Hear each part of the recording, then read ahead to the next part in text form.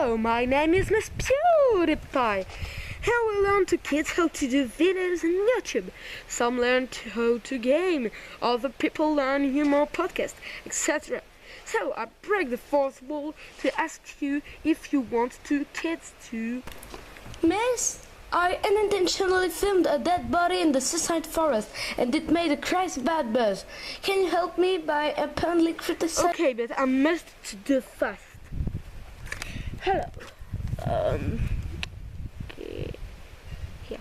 Hi guys, I am Miss PewDiePie and today we're gonna talk about the big guy whose name is Logan Paul. His big guess, but I'm pretty sure he did that unintentionally. Bye! Logan! That's post! 20 million views in 2 seconds! So nothing! Big yes.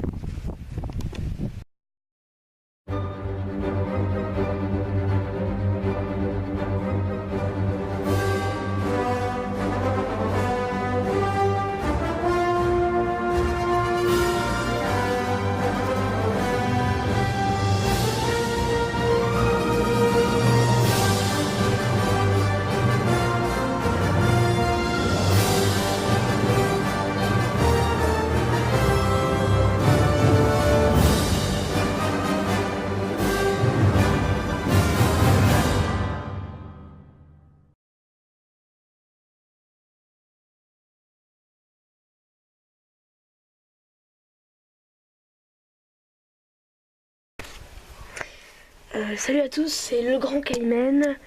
Nous nous retrouvons aujourd'hui dans un endroit qui aurait... Ok, donc la lumière ne s'allume plus.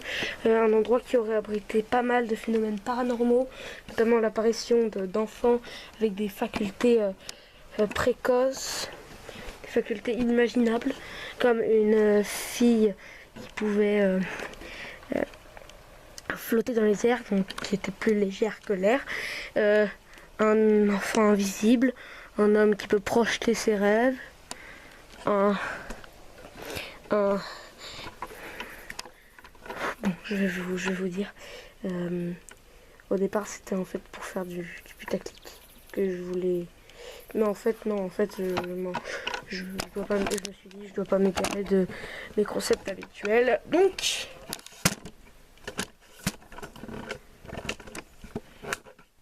place au Cayman Film. En 2016, Jake Portman, je parle Asa Butterfield, est un jeune adolescent timide de 16 ans menant une vie paisible en Floride. Un soir, il reçoit un appel de son grand-père Abe, je parle Terrence Stamp, dont il est très proche et qui semble être en proie à la panique. Accompagné de sa collègue de travail Shelley, je parle Holland Jones, il se rend chez lui pour découvrir son appartement vandalisé et non loin de là, le corps de son grand-père dont les yeux ont été arrachés, ce qui me laisse une vision d'horreur de cette scène. Avant de mourir, Abe parle confusément à Jake d'une boucle du 3 septembre 1940 et d'un oiseau. C'est alors qu'un monstre humanoïde apparaît à Jake, ce qui me laisse encore une vision. Le dégueulis et de l'or.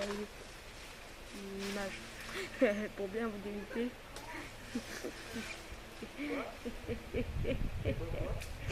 Mais il est repoussé par Shelley, qui ne le voit cependant pas, se contentant de tirer au hasard. Bouleversé par la mort de son grand-père, Jake se confie à son psychiatre, le docteur Golan, je parle Alison Janney, que vous avez pu notamment voir dans À la Maison Blanche, ou que vous n'avez entendu dans Les Mignons. Il lui rapporte des histoires fabuleuses qu'il lui narrait son grand-père dans sa jeunesse, à propos d'un pensionnat pour enfants au Pays de Galles gouverné par une certaine Miss Alma Peregrine. Je parle Eva Green, la fille de Marlène Jobert. Et ce nom ne vous dit rien.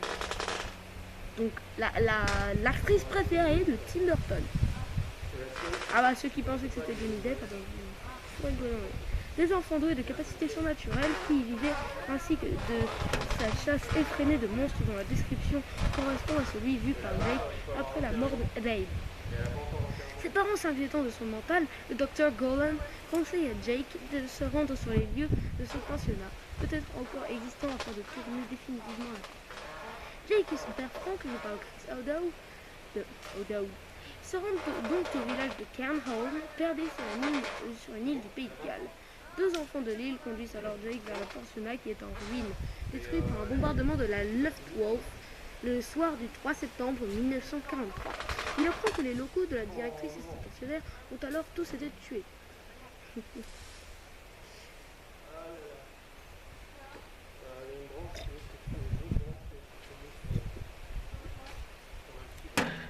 Jake, incrédule, retourne sur les lieux.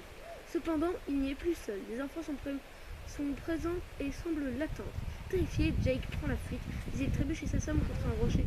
Il est alors récupéré par les enfants, les mêmes enfants dont son grand-père lui a parlé durant son enfance. Olive, par Lauren McCroskey, une jeune pyromancienne, ça veut dire qu'elle peut... Voilà. Millard, Cameron King, un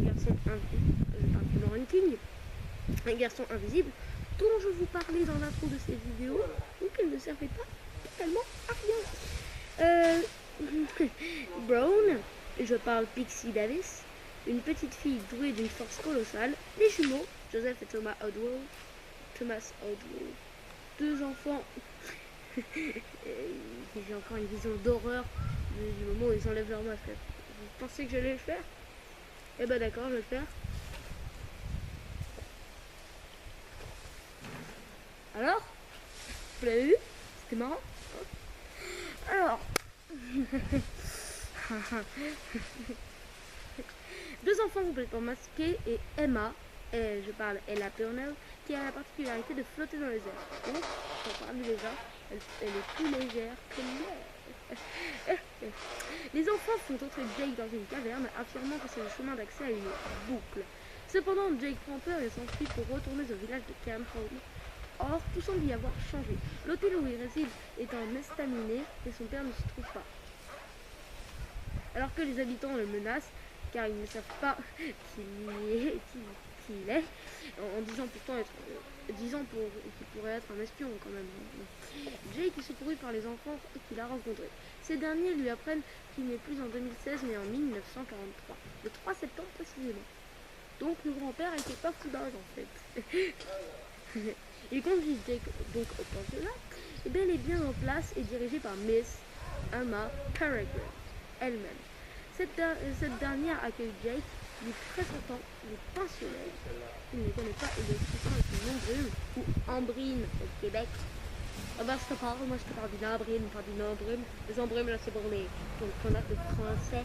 Les français, alors que nous Ambrine, parce que nous on est trop des voilà. Hala hala mashallah masha ha ha na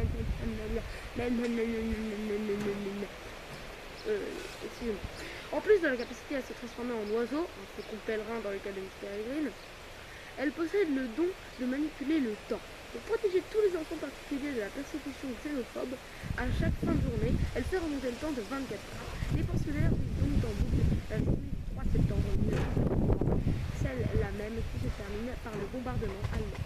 Jake, après avoir dîné avec les pensionnaires et s'être rapproché d'Emma, décide de quitter les lieux. Emma le fait sortir de la boucle et revenir en 2016, après qu'ils eurent retrouvé un autre oiseau, une avocette élégante, dont Emma affirme qu'il s'agit d'une autre ombrine. Frank retrouve Jake et tous deux apprennent, stupéfaits, qu'un troupeau a été décimé par un inconnu.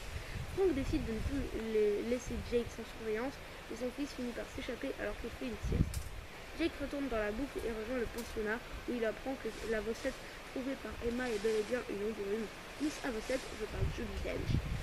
Jake avoue à Miss Peregrine et Emma les événements du soir de la mort de son grand-père. Il a vu un individu aux yeux blancs, qui me laisse encore une vision d'horreur.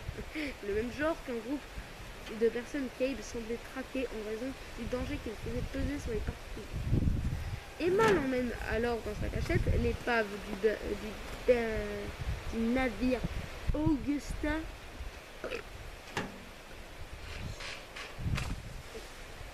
Où elle montre à Jake des photos de ces individus. Jake reconnaît l'homme qu'il a vu sur l'une d'entre elles et qui était nul autre que le chef des gens sur les photos, Mr. Barron. Je parle Samuel L. Jackson. Nick Fury dans Avengers, si tu vois pas. D'accord. Emma ramène Jake au pensionnat afin de lui prouver qu'il est lui aussi un particulier. Elle montre à Jake une scène qui se produit chaque jour. Miss Peregrine tuant à l'arbalète un monstre qui a fasciné Victor. Des monstres, comme ça. L'enfant du pensionnat. Or, si Jake voit distinctement le monstre, il est le seul. Dans ce cas, il a son pouvoir, le même que celui de son compère Abe.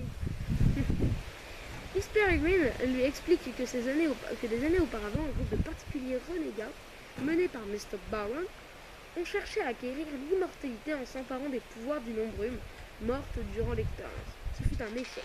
Tous furent transformés en monstres humanoïdes nommés sépulcreux, ou tout simplement creux, ou fossés de nerfs, ou fossés, Québec, fossés, parce que nous on dit pas, on dit fossés de nerfs ou fossés, alors que vous dites sépulcreux. Non mais c'est ouf. Comment vous pouvez dire sépulcreux? C'est moi, sépulcreux. Ah non mais how?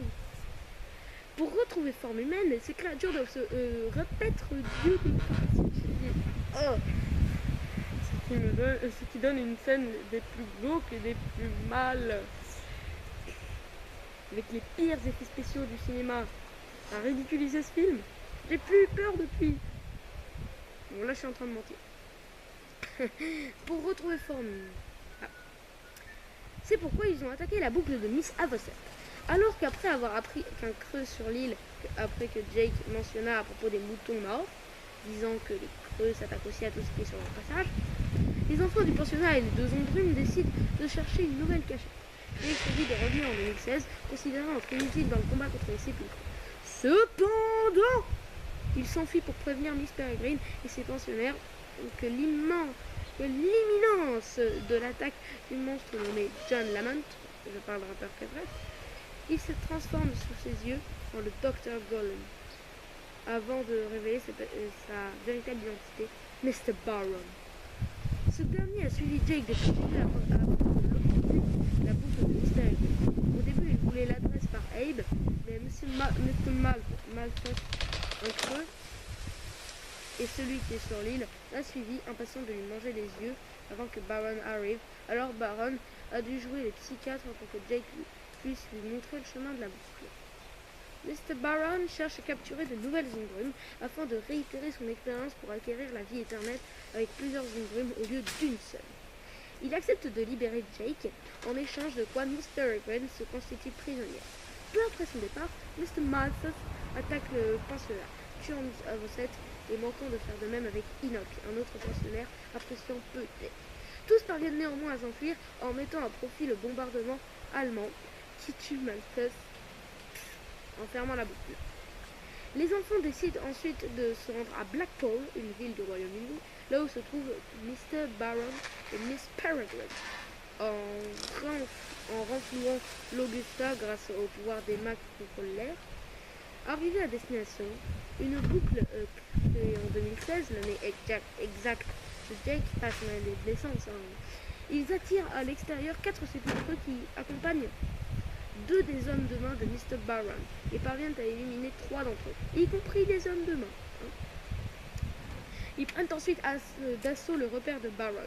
Ce dernier parvient cependant à se défaire des enfants alors que Jake vient tout juste de libérer les ombrumes prisonnières. Usant de son don de transformisme, il prend l'apparence de Jake. Lorsqu'Emma et Enoch reviennent, ils sont face à 2 sosies. Cependant, le dernier sépulcreux s'introduit également sur les lieux. Jake parvient à le voir, à l'inverse de Mr. Baron qui se fait capturer et tuer par le monstre humanoïde. Ce qui fait un truc très net. Genre, il est déguisé en Jake et il pense pas à se retransformer en Mr. Baron. Donc, le gars, il le prend et l'autre, le sépulcreux là, il le prend parce que Malfoy il est mort. Donc, il le prend, il fait mais putain, mais c'est moi, et là, les yeux. Je comprends d'ailleurs pas pourquoi ça s'est lié. Lui-même battu par Jake. Les enfants retournent ensuite à la boucle pour revenir en 1943, faisant leurs adieux à Jake qui reste en 2016. Cependant, la boucle se referme et Jake retourne en Floride, étant donné que la mort de Baron dans le passé de l'année 2016 a effacé sa présence en Floride. Le grand-père d'Abe est toujours vivant. Hey, bon, Abraham, vous n'avez pas remarqué? Ben si, Abraham, comme le père de Homer. Donc, c'est quand même le grand-père, mais de Bart. De Bart et de Jake. Il y a une famille cachée. Hein. Jake lui raconte tout ce qu'il a vécu et son grand-père lui enjoint de retourner près des particuliers. Jake utilise alors la carte de son grand-père indiquant toutes les boucles du monde et, en voyageant de l'une à l'autre, aux quatre coins de la Terre, il parvient à revenir au moment où l'Augusta emmenait les particuliers. Jake monte à bord et retrouve Emma et les deux adolescents s'embrassent sous le regard bienveillant de Miss Peregrine, en voie de guérison après sa capture. Sur la tour de Blackpool, qui se retransforme en faucon en les suivant, et les autres enfants. Sur l'Augusta. Je suis quelqu'un qui aime beaucoup lire des livres. Mais quand j'ai vu Miss Peregrine et les enfants particuliers, sans me douter une seule seconde qu'avant c'était un livre, j'ai eu très très peur en voyant ce film. Heureusement que je l'ai vu avec mes parents parce que c'était... Voilà. Je pense que j'aurais vécu un traumatisme. Bon, aujourd'hui, heureusement, j'ai plus très très peur de ce film, malgré le fait que pendant mon camp scout, attention, une vidéo à propos de ça vers septembre, août septembre. Pendant mon camp scout, j'ai fait beaucoup de cauchemars autour des sépulcreux parce que c'était le dernier film que j'avais vu avant de partir en camp scout.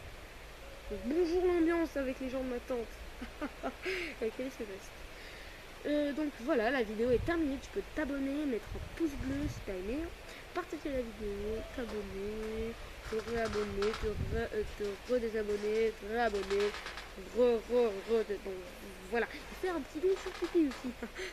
Et partage cette vidéo sur tous les réseaux. Hein?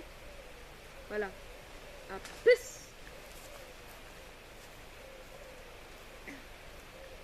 Je marche comme ça parce que je me suis fait pipi dessus.